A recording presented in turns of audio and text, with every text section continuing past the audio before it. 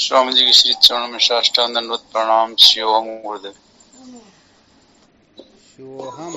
श्री गुरुदेव के चरणों में साष्टांग दंडवत प्रणाम। शिवोहम। हाँ, शिवोहम। प्रणाम गुरुदेव। शिवोहम। शिवोहम। श्री गुरुदेव के चरणों में साष्टांग दंडवत प्रणाम। शिवोहम दाता। शिवोहम। प्रणाम करो बाबू जी। शिवोहम। हाँ, शिवोहम। स्वामी जी के चरणों में कोटि कोटि प्रणाम। शिवोहम। प्रणाम गुरुदेव प्रणाम। शिवोहम।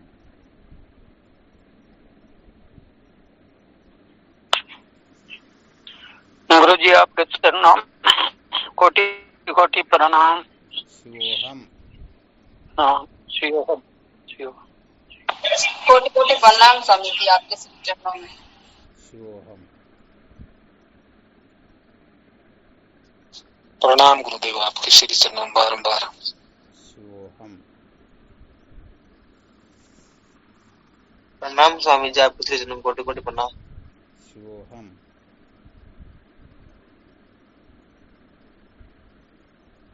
हमारा सदगुरु शरणम कोटि कोटि प्रणाम बाबू जी। शिवोहम। शिवोहम। क्या विषय चल रहा था? संसार को बनाए रखकर कभी भी सत्य का साक्षात्कार नहीं किया जा सकता। संसार को बनाए रखकर कभी भी सत्य का साक्षात्कार नहीं किया जा सकता, यही चल रहा था ना? जी हुक्म। क्या सुना रहे थे इसके अंतर्गत?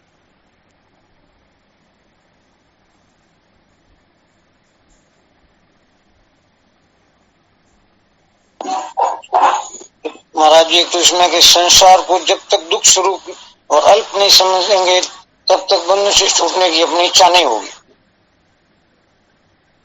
नहीं, इससे भी और थोड़ा महत्वपूर्ण बिंदु बताओ। ये तो साधन हुआ उसका। उससे पहले तो जो अपना यथार्थ लक्ष्य क्या होना चाहिए उसके बारे में था। यही सर्व दुखों की निवृत्ति और परमात्म तत्व का साक्षात परम आनंद की प्राप्ति है हमारा लक्ष्य। सारे प्रश्न उत्तर एक साथ में केवल वही बिंदु बताना चाहिए कि अपना मुख्य लक्ष्य क्या, इस विषय पर चर्चा चल रही थी।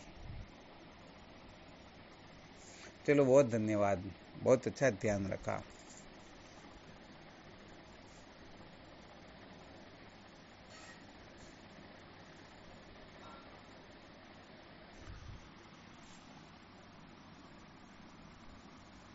तो लक्ष्य निर्धारित करना समझो एक प्रकार से जीवन को पूर्ण रूप से संयमित कर लेना होता है, पूर्ण रूप से तैयार कर लेना होता है, पूर्ण रूप से इसे अविद्या के बंधन से छुटकारे की ओर प्रवृत्त कर देना होता है। यदि कोई लक्ष्य निर्धारित नहीं कर पाता है तो सचमुच में वह केवल और केवल मात्र भटकता ही रहता है, बाकी और कुछ कर सकता ही नहीं। इसलिए जीवन में सर्वप्रथम लक्ष्य का निर्धारण करना बहुत ही अधिक महत्वपूर्ण होता है। आ गया समझ में?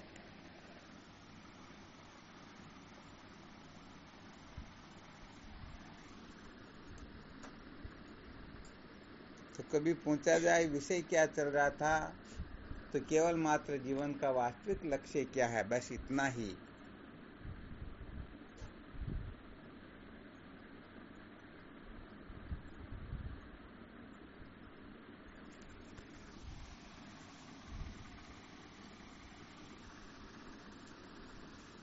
अच्छा, फिर लक्ष्य की पहचान कैसे की जाए कि अपना लक्ष्य ठीक, शायद कल इसी पर विचार किया था थोड़ा बहुत। अपना लक्ष्य वास्तव में ठीक है या नहीं, इस पर कोई कुछ फॉर्मूला बता सकते हैं क्या? अपना जो लक्ष्य है वो ठीक है या नहीं है, कैसे इसकी पहचान की जाए?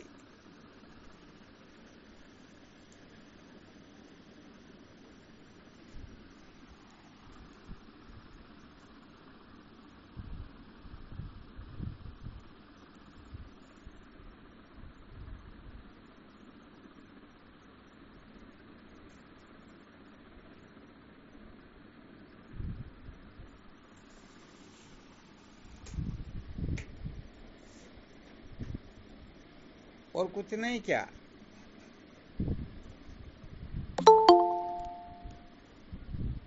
इतना टाइम कैसे लगा भाई? ये बात भी समझ में नहीं आई क्या? या फिर आवाज नहीं आ रही?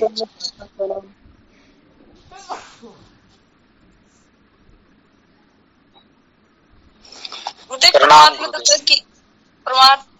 तत्व की तरफ जा रहे हैं तो लक्ष्य ठीक है। और परमात्मा तत्व की ओर तो जीव मात्र जा रहा, परंतु लक्ष्य निर्धारित करने के पश्चात सचमुच में अपना लक्ष्य ठीक ठीक है, इसकी पहचान कैसे करेंगे? स्वामी जी चरणों में साष्टांग प्रणाम। हाँ शिवो, हम बोलो। गुरुदेव, अगर हमारा लक्ष्य सही होगा तो संसार से हमारी जो वृत्ति है वो धीरे धीरे खत्म हो जाएगी। नहीं, और अगर हमारा लक्ष्य नहीं सही नहीं हुआ, विशेष बात नहीं हुई।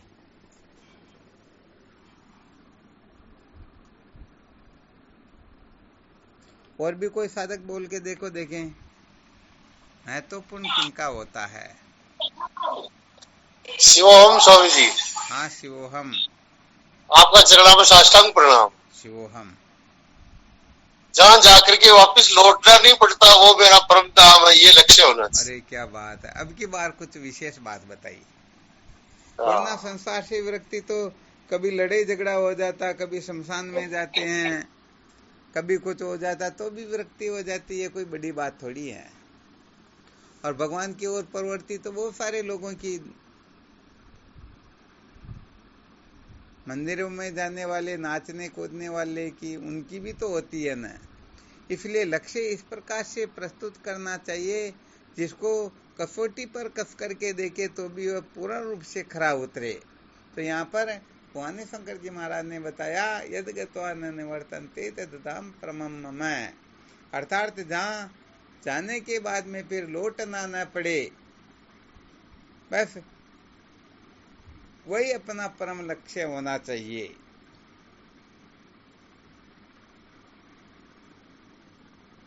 चलो बहुत धन्यवाद। और भी कोई साधक बोल के देखो, देखें।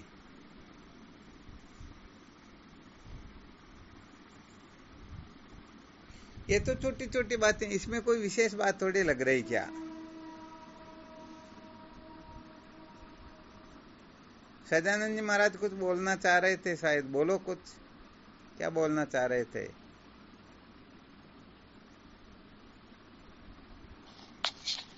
प्रणाम गुरुदेव, आपके श्री चरण। हाँ शिवोहम।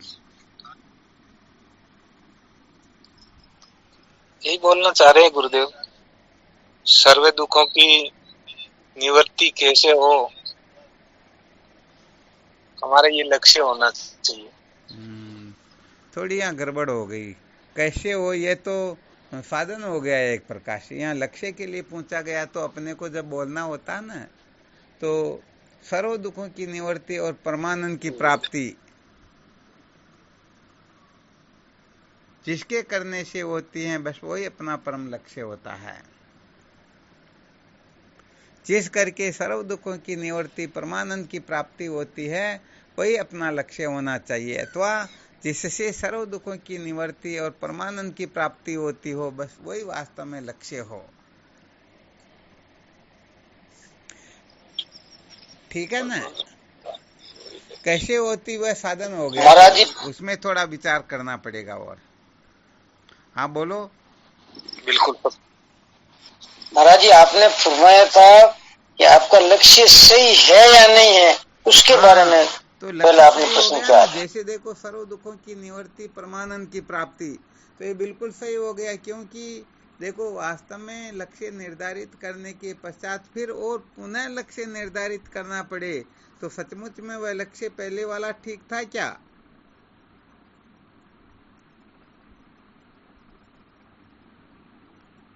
और नहीं क्या ठीक था, पहले वाला ठीक नहीं था, इसीलिए तो और लक्ष्य बनाना पड़ा, है ना?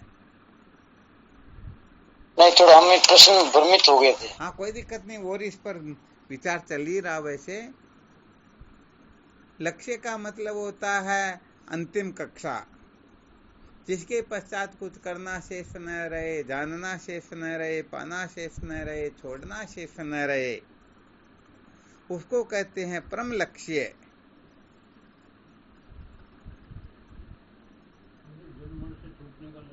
बस जिसे जन्मरणादिक संसार की निवृत्ति हो जाती हो, जन्म मरण के दुख से छुटकारा मिलता हो, वही परम लक्ष्य होता है। तो ये तो बिल्कुल साधारण बात हो गई ना।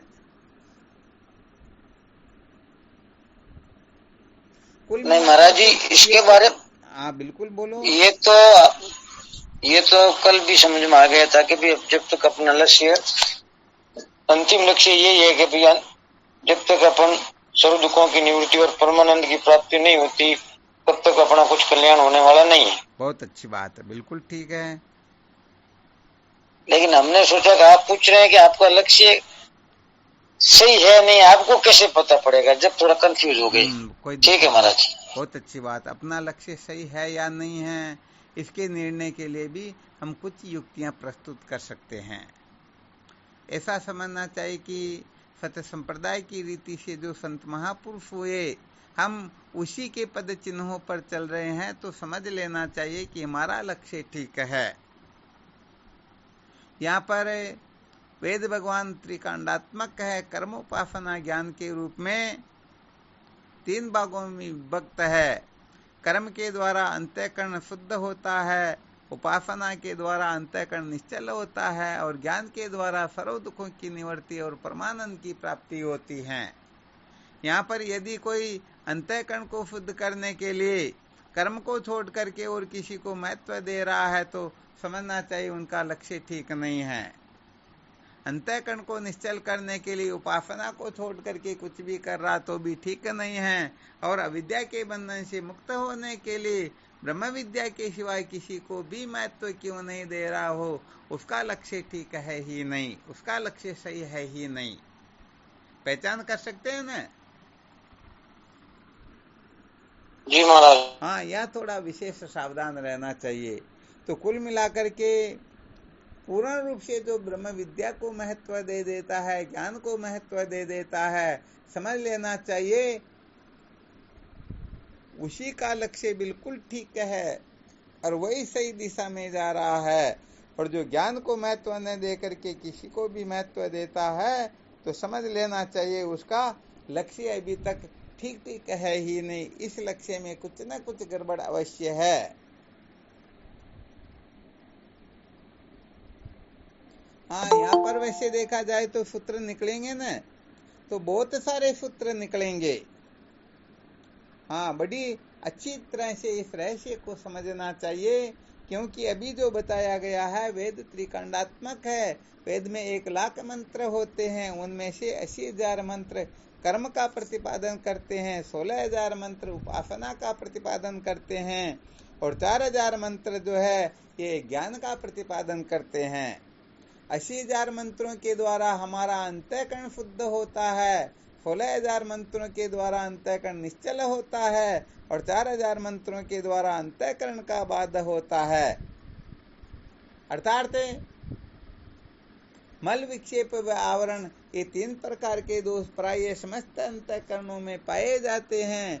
तो मल दोष की निवृत्ति निष्काम कर्म आदि साधनों से होती है, विक्षेप की निवृत्ति उपासना से होती है, और अज्ञान की निवृत्ति ज्ञान से होती है।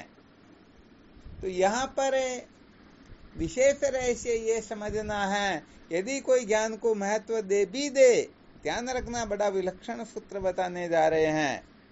कोई ज्ञान को महत्व निश्चित रूप से दे दे कि ज्ञान से ही विद्या के बंधन से छुटकारा प्राप्त होता है, परंतु ज्ञान किस प्रकार से प्राप्त किया जाता है इस विधा को महत्व न दे, इस प्रक्रिया से वह हट जाए, तो सचमुच में समझ लेना चाहिए उसका लक्ष्य भी ठीक है ही नहीं, क्योंकि ये ज्ञान ऐसे वैसे होने वाला है ही नहीं। ये तो परीक्षे लोकान कर्म चित्तान ब्रह्मणो निर्वेद मायान नास्ता करता करते न तद विज्ञानार्थम स गुरु मेवा भी कच्चे तस्मित पाणी श्रोत्वे ब्रह्मनिष्ठम। सर्वप्रथम तो परीक्षा करके देखना होता है कि संसार से अपने को क्या मिलता है क्या नहीं मिलता है। आ गया समझ में?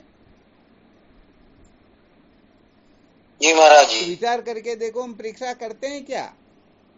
इस संसार में सब अंधेरे में ही तो तीर चला रहे हैं। हमको इसे सुख मिलेगा, इसे सुख मिलेगा, हम इसे सुखी हो जाएंगे, ये करें तो मजा आ जाए, ये मिल जाए तो समझो 7वें आसमान में हम पहुंच गए। ऐसे करके अनंत अनंत कल्पनाएं हम रात दिन करते रहते हैं, परंतु परीक्षा करके देखते ही नहीं कि सचमुच में इनसे हम जो चाहते हैं वो मिलता है या नहीं मिलता है। तो बताओ, बड़ा गड़बड़ घोटाला होगा या नहीं होगा?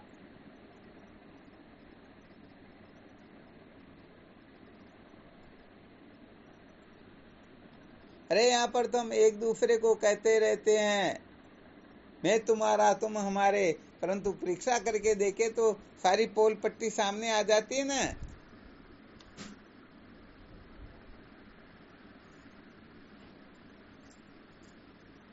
तो सचमुच में कौन कितना होता है।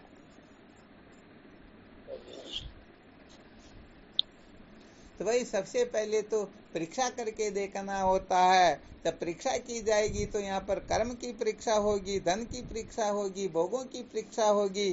जब तीनों की परीक्षाएं होगी तो कर्म धन भोग के द्वारा अमृत तत्व की प्राप्ति नहीं होती है। वो ऐसी अवस्था में फिर कर्म धन भोग से जो विरक्त हुआ जाएगा, समझ लेना चाहिए ये प्रथम सोपान उसने पार कर लिया है।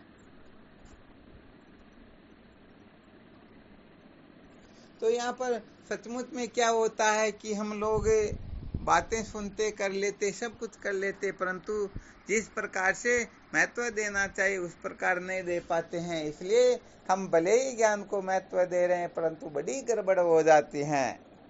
रामदीन जी महासाहब ने जो संकेत किया ना, भाई वास्तव में इनका रहस्य क्या है, हम ठीक चल रहे हैं या नहीं ठीक चल रहे हैं। लक्ष्य के बारे में जो कुछ भी कहा उसका निर्णय इस प्रकार से किया जाता है। तो सबको इस प्रकार से विचार करके निश्चय करके देखना चाहिए कि सचमुच में हमारा लक्ष्य जो ठीक है या नहीं, हम लक्ष्य की ओर ठीक बढ़ रहे हैं या नहीं।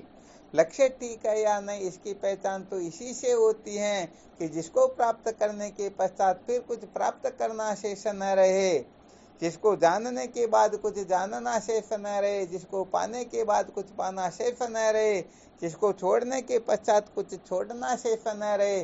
समझ लेना चाहिए वही अपने जीवन का असली लक्ष्य होता है।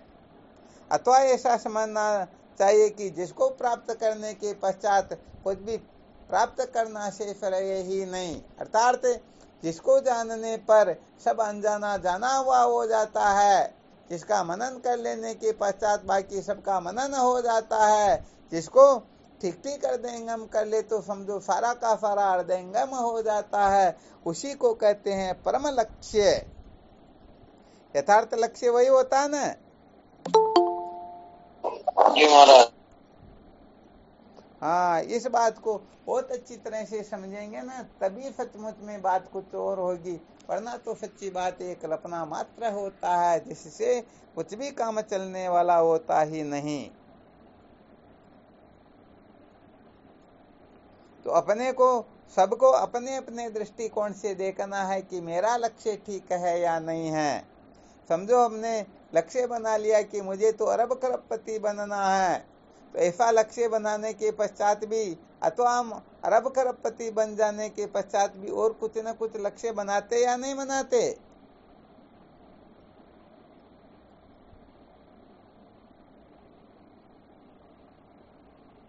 बनाते महाराज जी, तो इंद्र का राज लेना चाहते हैं। अरे यहाँ पर तो कहा गया है जो 10 20 50 भये सत वो 1000 तू लाख मंगेगी, कोटि अरब खरब असंख्य धरापति होने की चाह जगेगी। स्वर्ग पाताल को राज करो तृष्णा अधिकति आग लगेगी, सुंदर एक संतोष बिना फट तेरी तो भूख कदे न बुझेगी। अरे यहाँ 10 रुपए से शुरू होते हैं, त्रिलोकी का ऐश्वर्य प्राप्त हो जाए फिर भी शांति नहीं मिलती है। इसीलिए तो पहले बहुत बार बताया हुआ है कि यदि एक पुरुष को इस संसार की समस्त स्थितियां प्राप्त हो जाए फिर भी वह कहेगा नहीं नहीं मुझे स्वर्ग की अप्सरा भी चाहिए। तो ऐसे ही ये जीवन भर ये जीव भटकता ही रहता है, इनको सब कुछ प्राप्त हो जाए फिर भी सचमुच में शांति मिलती ही नहीं। इसलिए जब तक हम ठीक लक्ष्य निर्धारित नहीं कर लेते हैं तब तक समझो अंधेरे में ही तीर चला रहे हैं। हाँ, बाकी ये जो है ना खाना पीना मौज मस्ती मनोरंजन, ये लक्ष्य नहीं होता है। ये तो जीवन जीने की प्रक्रिया होती है। जो जीवन जीने की प्रक्रिया को ठीक तरह से समझ जाता है, अर्थात न तो ज्यादा संसार की ओर पागल होता है और न ज्यादा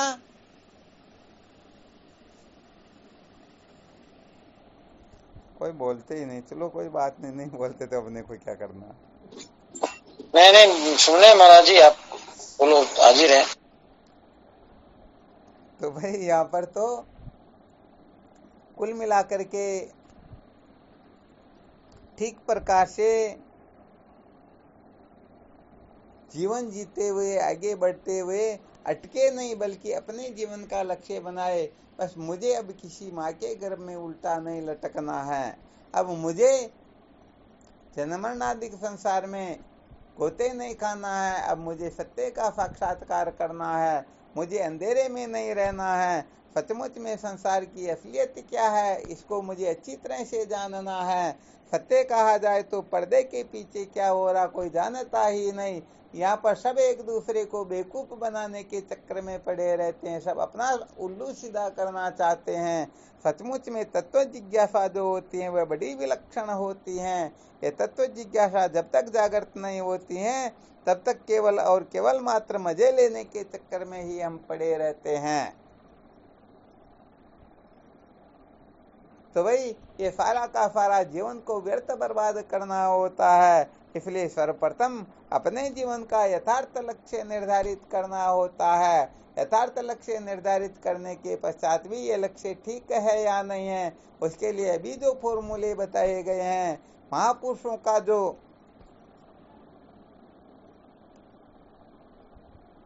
महापुरुष जिस रास्ते से गए हैं बस उस रास्ते से ही अपने को महाजनों इनगत ऐसे पंथा चलना होता है। तो यहाँ पर फिर अपनी अक्ल होशियारी कुछ भी काम करती ही नहीं है, क्योंकि अपनी अक्ल होशियारी से यदि अविद्या के बंधन से छुटकारा प्राप्त होता तो हम कभी का कर लेते। इसलिए भाई यहाँ पर तो संत महापुरुष भगवान शंकराचार्य जी महाराज ने किस प्रकार से आत्म तत्व का साक्षात्कार किया, भगवान कृष्ण ने किस प्रकार से तत्वोपदेश किया, हमारे श्रुति संत शास्त्रों ने किस प्रकार से ये प्रक्रियाएं समझाई, उसके अनुसार यदि हम चलना चाहेंगे तभी सचमुच में कृतार्थ हो सकेंगे। यहाँ पर तो मैत्रेयी कह रही है याज्ञवल्क्य जी महाराज को कि महम तेन कुर्याम एन नामृता श्याम, हे पतिदेव मैं उसे लेकर क्या करूंगी जिससे अमृत तत्व की प्राप्ति नहीं होती है।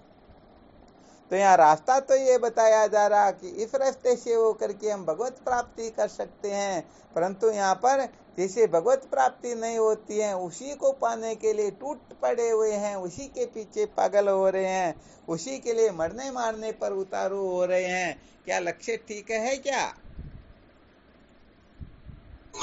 नहीं जी, नहीं है ना। हाँ, इसलिए यहाँ पर बहुत अधिक मंथन करना होता है। सचमुच में ठीक प्रकार से मंथन नहीं किया जाएगा तो हम कल्पना में जरूर जिएंगे, क्योंकि वहाँ पर फिर न कुछ छोड़ना होता है न पकड़ना होता है, मौज मस्ती मनोरंजन ज्यों का त्यों होता रहता है। मजे लेते हुए ही यदि भगवत प्राप्ति करनी हो तो कौन पीछे रहेगा? अरे वे कुछ भी त्याग वैराग्य की आवश्यकता न हो, कुछ भी करना पड़े ही नहीं और हम सचमुच में सत्य का साक्षात्कार कर ले, साक्षात्कार हो जाए तो कौन पीछे रहना चाहेगा?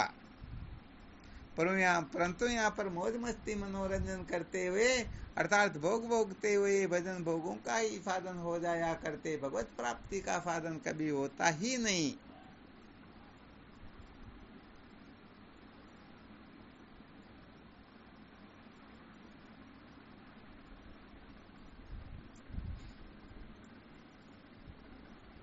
तो भाई यहाँ पर कुल मिलाकर के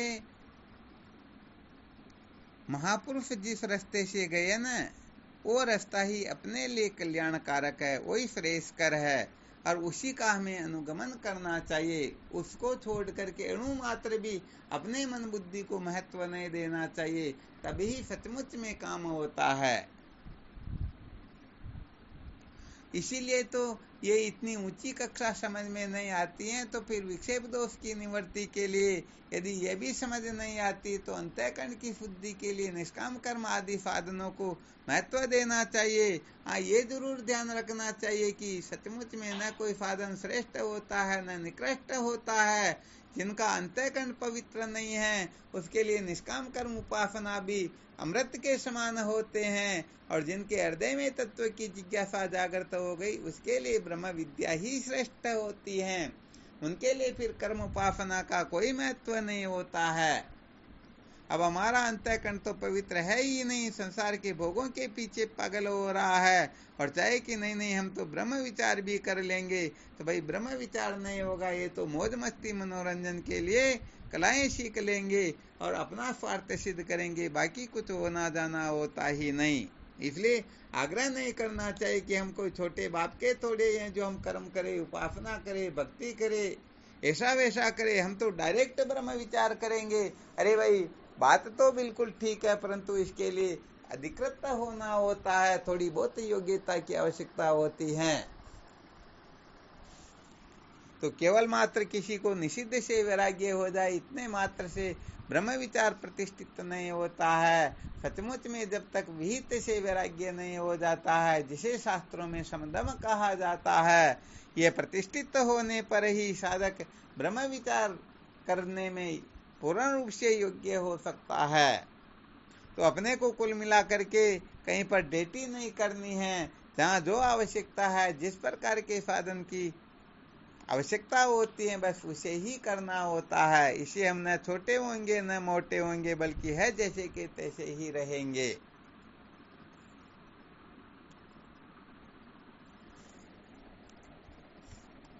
निश्चल दासी महाराज लिखते हैं ना विचार सागर के अंतर्गत, ब्रह्म विचार से श्रेष्ठ कुछ होता ही नहीं, परंतु यदि कोई ब्रह्म विचार करने में पूर्ण नहीं है तो उसे फिर लय चिंतन करना चाहिए। क्या करना चाहिए? उसे अहंग उपासना करनी चाहिए, लय चिंतन करना चाहिए, निर्गुण ब्रह्म का चिंतन मनन करना चाहिए। तो कहा गया है कि जो ये निर्गुण ध्यान न वे तो सगुण इस करी मन को धाम। यदि ये नहीं कर सके तो फिर सगुण भगवान की उपासना करो।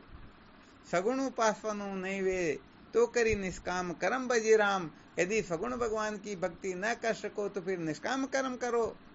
जो निष्काम कर्म हो नहीं वे तो करिए शुभ कर्म सकाम। यदि निष्काम कर्म भी आप नहीं कर सकते हो तो फिर शुभ सकाम कर्म तो करो।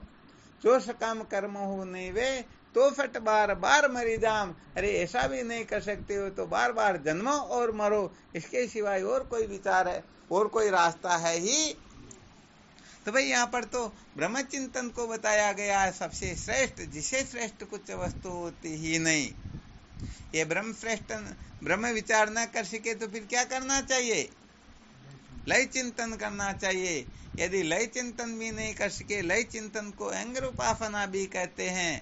अहंग का मतलब होता है जिस उपासना में अहम का ग्रहण हो उसे ही अहंग उपासना कहते हैं। तो ये अहंग उपासना भी यदि कोई न कर सके तो उसे निष्काम कर्म करना चाहिए, सगुण उपासना करनी चाहिए। अर्थात रामकृष्ण आदि को परम इष्ट समझ करके पूर्ण रूप से उनके शरणागत होकर के फिर उनके लिए जो कुछ करना होता वो करना चाहिए। यदि ये नहीं कर सके तो फिर निष्काम कर्म करना चाहिए, अर्थात समस्त कर्मों के फल को भगवान को समर्पित कर देना चाहिए। आप जानो और आपका काम जाने, मेरे से जैसा जो कुछ भी हो रहा है समस्त कर्मों का फल मैं आपके चरण कमलों में समर्पित करता हूँ। अब मुझे क्या मिलना चाहिए क्या नहीं मिलना चाहिए आप जानो और आपका काम जाने।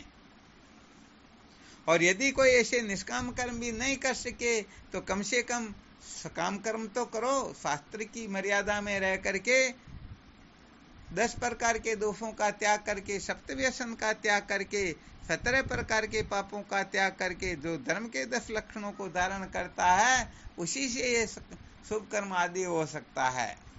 तो कुल मिलाकर के ये तो करना ही चाहिए। और यदि ये न कर सके तो बस उसे जन्मने मरने के सिवाय कुछ मिलने वाला है ही नहीं। तो भाई ये सारे के सारे साधन जो होते हैं ये अपने को उत्तरोत्तर आगे की ओर बढ़ाते हैं। हाँ, एक बस यदि डायरेक्ट नहीं मिल रही तो कोई दिक्कत की बात नहीं है। यहाँ से बैठ करके आगे कोई बड़ा स्टेशन आने वाला, वहां उतर करके वहां से डायरेक्ट गाड़ी पकड़ सकते हो ना। अब यहाँ बैठे हैं, नहीं मिल रही तो 2 घंटे 4 घंटे कितने घंटे खड़े रहोगे।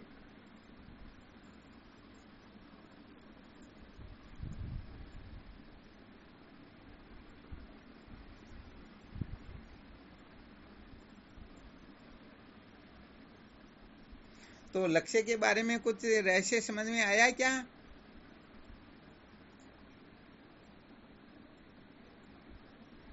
क्या निश्चिंत हुए हो? अथवा हमने जो अपना लक्ष्य बना रखा उन सारे लक्ष्यों के ऊपर यदि ठीक नहीं है तो पानी फिर गया या नहीं फिरा? यहाँ तो पर फिर तो क्यों कोई तो गुरुदेव? सोचते मुझे तो नौकरी मिल जाए तो मेरा भला हो जाए, और कोई सोचते मेरे को तो एरोप्लेन मिल जाए तो फायदा हो जाए, कोई क्या सोचते कोई क्या सोचते। बस जीवन इसी में तो निकल रहा।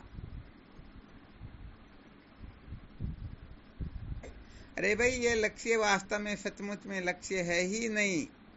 हाँ, इसके पश्चात तो अपने को और लक्ष्य बनाना होगा और बनाना होगा, इसलिए ये परम लक्ष्य है ही नहीं।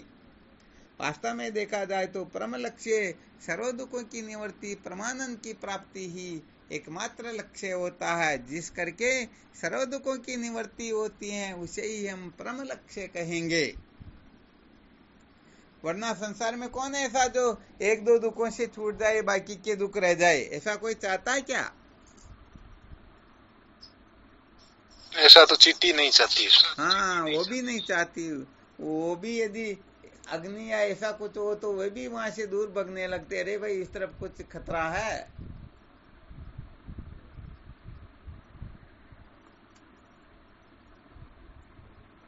तो यहाँ पर साधकों को सचमुच में बहुत अधिक अलर्ट रहना चाहिए। सच्ची बात यही है, यदि लक्ष्य ठीक नहीं बना रखा ना तो उनकी मानसिकता भी ठीक नहीं होगी।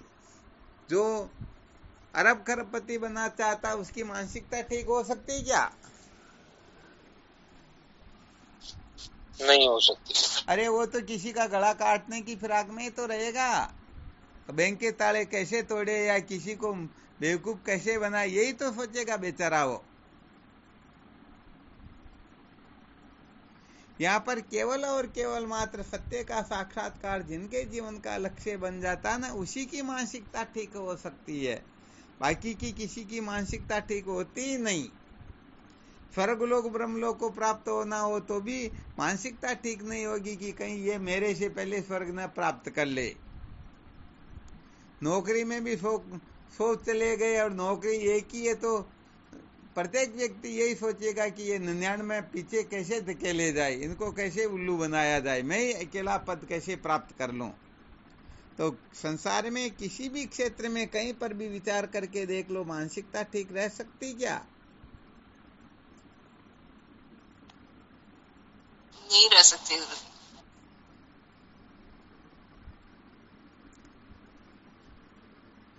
बस सदा सर्वदा अच्छी तरह से निरख परख करके निर्णय लेकर के देखो कि हमारा लक्ष्य ठीक है या नहीं। हम सचमुच में जिसको चाहते हैं इसी के लिए मनुष्य जन्म मिला हुआ है अथवा किसी और वस्तु के लिए मिला हुआ है। वरना सच्ची बात है, अंततो गत्वा कितना पछताना पड़ेगा जिसका कोई वर्णन नहीं कर सकता है।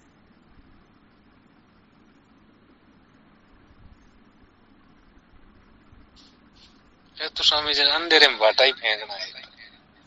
हाँ, तो कोई दिक्कत की बात नहीं, अंधेरे में फेंक रहे, परंतु जिस समय पता लग जाए कि हमारी दिशा गलत है, हम ठीक नहीं चल रहे हैं, गलत रास्ते पर चल रहे, तो उसी समय तुरंत कहते ना, खाल को बोलियो गिरा जाओ तो न भटक्यो दुखो न समझो जावे। सुबह को बोलियो शाम को गिरा जाओ तो।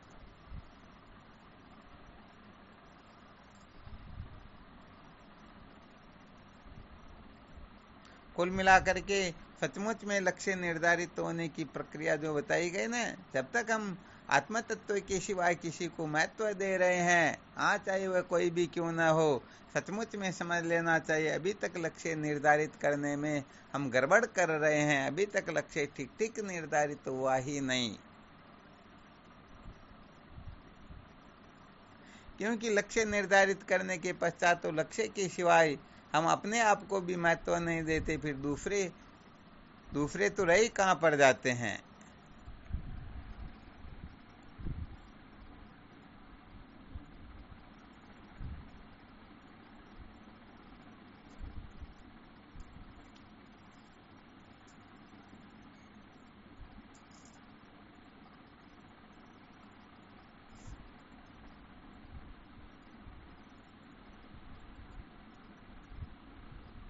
और इसमें कोई संशय हो तो देख लो।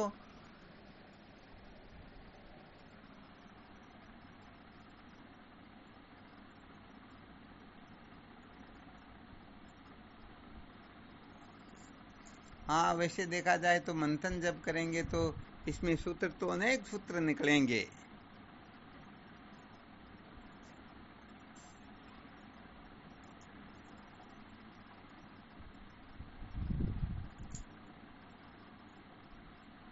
कोई शंका नहीं है? नहीं महाराज जी। अच्छा, आपने इतने साधकों में कोई ऐसा साधक है जो दृढ़ता से कह सके कि मैंने जो लक्ष्य बना रखा ये बिल्कुल पूर्ण रूप से 100% खरा है? ऐसा कोई साधक हाथ उठा सकता है क्या? बता सकता है कि मैंने लक्ष्य बिल्कुल पूर्ण रूप से सोच समझ करके निर्धारित किया और इसमें 1% भी गड़बड़ नहीं, और हम यहाँ पर बिल्कुल ठीक ठीक चल रहे हैं।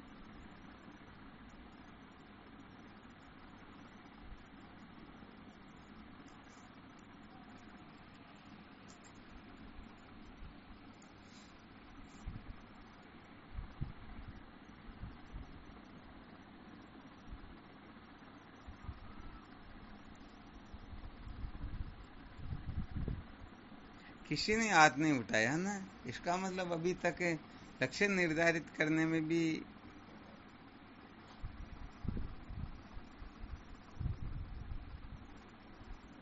चलो कोई बात नहीं, फिर भी बहुत अच्छी तरह से इसका निर्णय लेना आपने को ना,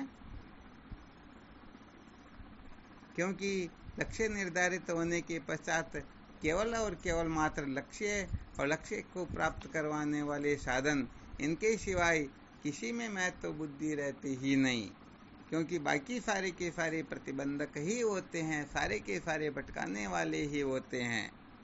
इसलिए लक्ष्य निर्धारित होने के बाद में यदि हम देह को महत्व दे रहे हैं, इंद्रियों को दे रहे हैं, प्राण को दे रहे हैं, मन बुद्धि को दे रहे हैं, अथवा संसार में किसी वस्तु को दे रहे हैं, तो समझो हम लक्ष्य को सचमुच में महत्व दे ही नहीं रहे हैं, क्योंकि इनको महत्व दे करके लक्ष्य को यदि प्राप्त किया जाता तो हम कभी के कृतार्थ हो गए होते।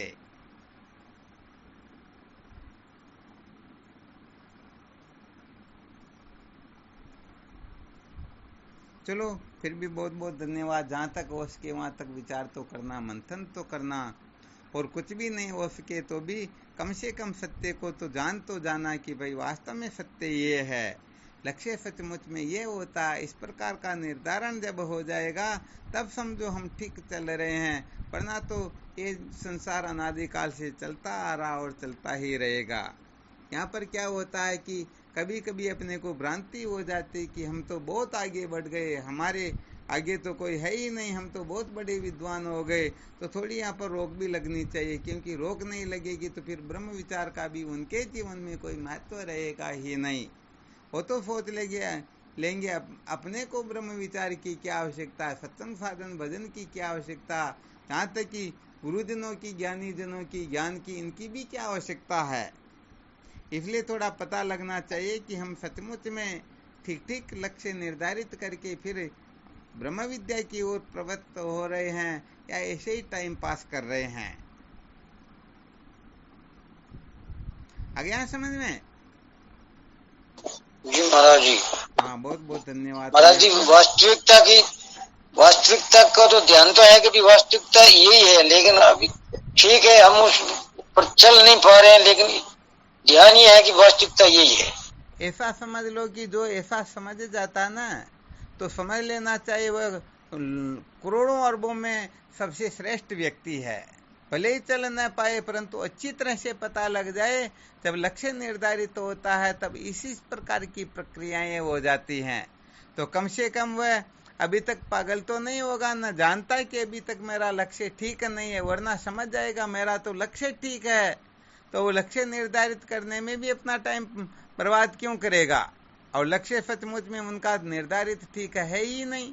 अरे जब लक्ष्य निर्धारित कर लिया मुझे सत्य का साक्षात्कार करना है, तो फिर असत पदार्थों में आस्था किस बात की? असत पदार्थों के पीछे पागल हो रहे हैं, इनको बनाए रखने के लिए पता नहीं आकाश पाताल कर रहे हैं। तो सत्य के साक्षात्कार की सचमुच में पूर्ण रूप से जिज्ञासा है क्या?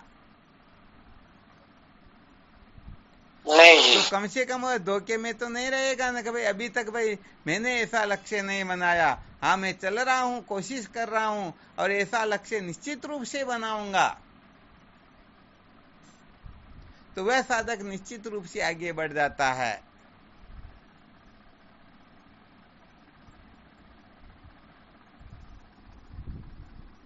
चलो, बहुत बहुत धन्यवाद। कम से कम इतना पता लग जाना चाहिए कि वास्तव में लक्ष्य क्या होता है, कैसे निर्धारित किया जाता है। ये पहचान अपने अंतर्गत थोड़ी स्वतः ही प्रकट होने लग जाए, तब समझो वास्तव में बात कुछ और हो गई।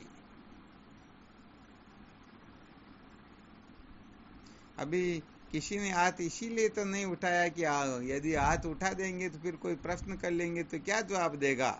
क्योंकि अभी तो मन के चेले बने हुए हैं, बुद्धि के चेले बने हुए हैं, नाते रिश्तों के पीछे तो इतने पागल हो रहे हैं कि प्राण निकल जाए तो निकल जाए, परंतु ये नहीं छूटने चाहिए। संसार छूट जाए, सब छूट जाए, सत्य छूट जाए, परमात्मा छूट जाए, सब छूट जाए, परंतु ये नहीं छूटने चाहिए।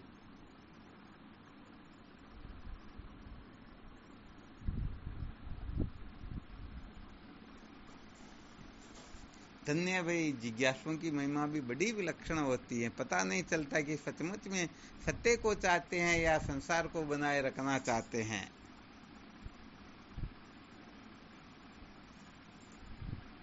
चलो और इस पर मंथन करना अच्छी तरह से, ना। कुल मिलाकर के समझ में आए ना आए, परंतु जो लक्ष्य नहीं है वहां तो अच्छी तरह से निश्चिंत हो जाना कि भाई ये सचमुच में अपने जीवन का लक्ष्य नहीं है। भले रात दिन तुम धन कमाओ, मौज मस्ती करो, मनोरंजन करो, चाहे चोरी नहीं करो, हमारी तरफ से आप जानो, आपका काम जाने, परंतु ये जरूर निश्चय कर लेना कि ये मनुष्य जीवन का उद्देश्य है ही नहीं। इससे हम सदा सदा के लिए मुक्त नहीं हो सकते हैं। दुखों की निवृत्ति तो सपने में भी नहीं हो सकती है। इतना तो समझ सकते हैं ना? हाँ, आपको कुछ भी बहुत भी नहीं बांध रहे कि आप ऐसा करना या वैसा करना, आपकी जो मर्जी आए जो करो, परंतु करते समय इतना जरूर समझ लेना कि हम जो कर रहे ये यही पागलपना है, ये मूर्खता से ही कर रहे हैं। सचमुच में सत्य के साक्षात्कार से इनका कोई लेना देना नहीं है, इसे सत्य का साक्षात्कार होता ही नहीं है। कम से कम इतना समझ लेना, सच्ची बात, आपका जीवन व्यर्थ नहीं जाएगा।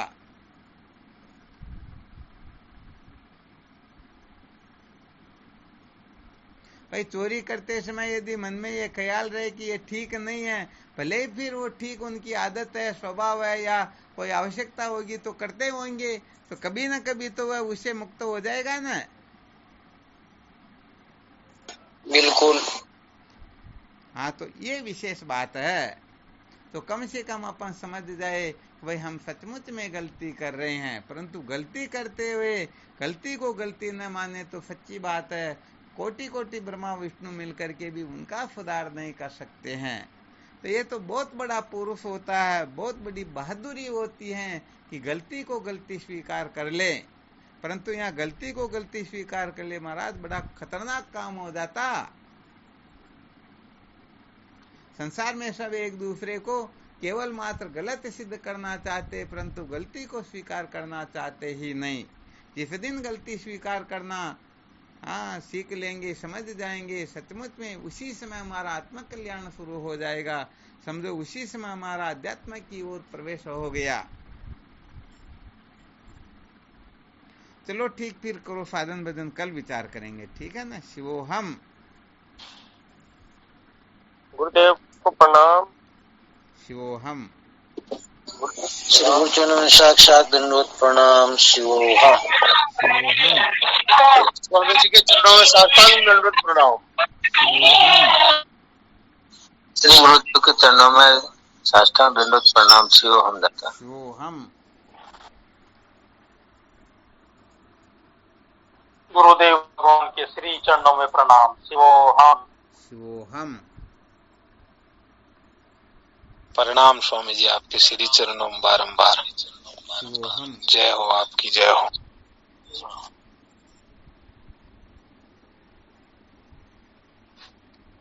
प्रणाम।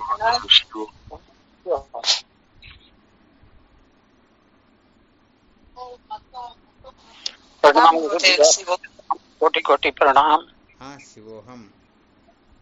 शिवोहम।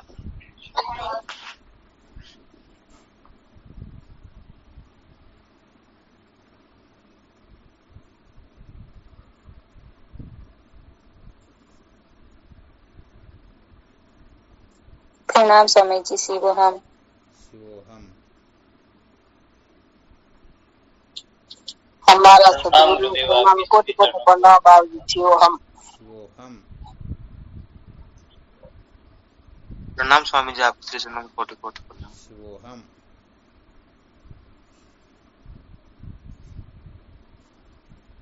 प्रणाम गुरुदेव शिवोहम। शिवोहम। प्रणाम स्वामी जी आपके चरणों में। शिवोहम। प्रणाम स्वामी जी आपके श्री चरणों में कोटि कोटि प्रणाम। शिवोहम। प्रणाम गुरुदेव। शिवोहम। नारायण शिवोहम।